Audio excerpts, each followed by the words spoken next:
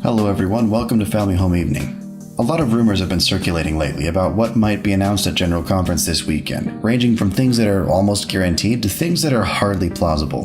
And it's a lot of fun to speculate and gossip about things that someone's friend's dad overheard in the church office building one time. But I think the buzz about rumors is awesome for a totally different reason. More people are actually looking forward to listening to the prophet. Most of my life he's just been the speaker we listen to a little more quietly. But now we're starting to see very plainly the real, lasting effect the prophet's words should have on us, even if nothing new is announced.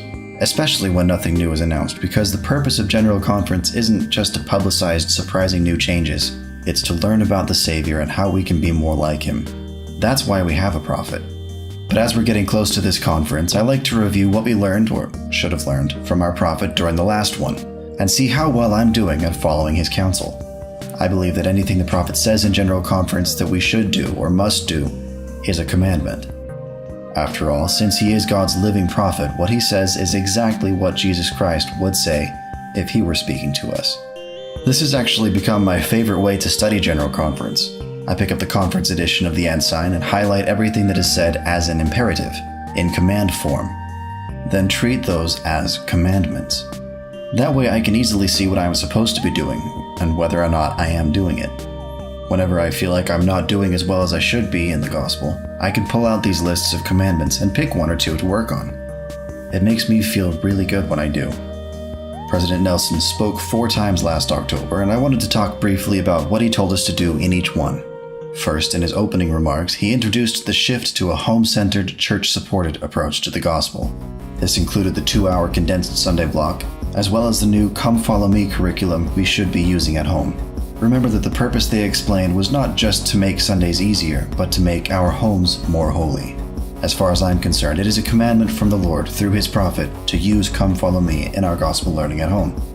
His second talk was in the women's session, in which he gave the women of the church 4 specific invitations. The one we all remember vividly was the 10-day fast from social media, but that was only half of the first invitation.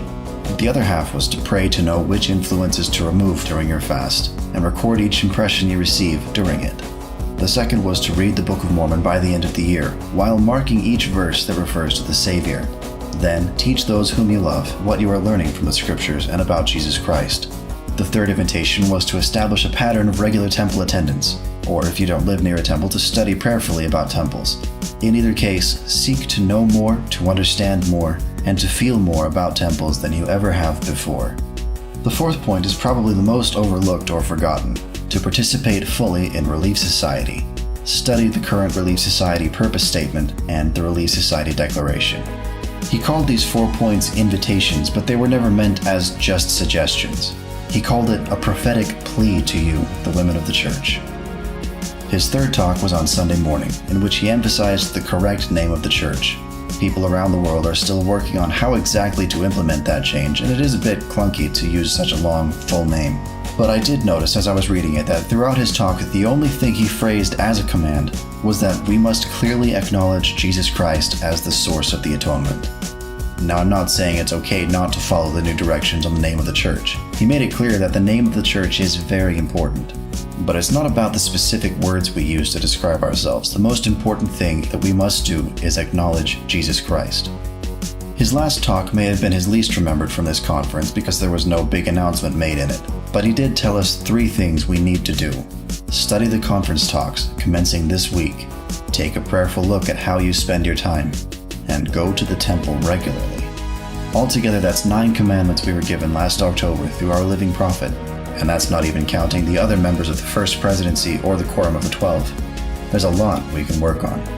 But I like to treat the week leading up to conference as my semi-annual checkup on how well I am keeping the commandments. General Conference is a really exciting time for me, not just because of rumors of big announcements, but because we get to hear what Jesus Christ wants us to know and do right now. I know that President Nelson is the Lord's true prophet, called to show us how to live so we can return to our Father in heaven. And I am eager to find out what he has to say this weekend. Thanks for joining me for Family Night again. If you're as excited about conference as I am, then like this video, share it, and subscribe. But I'd also like to hear from you. What is the best way you've found to take notes during conference?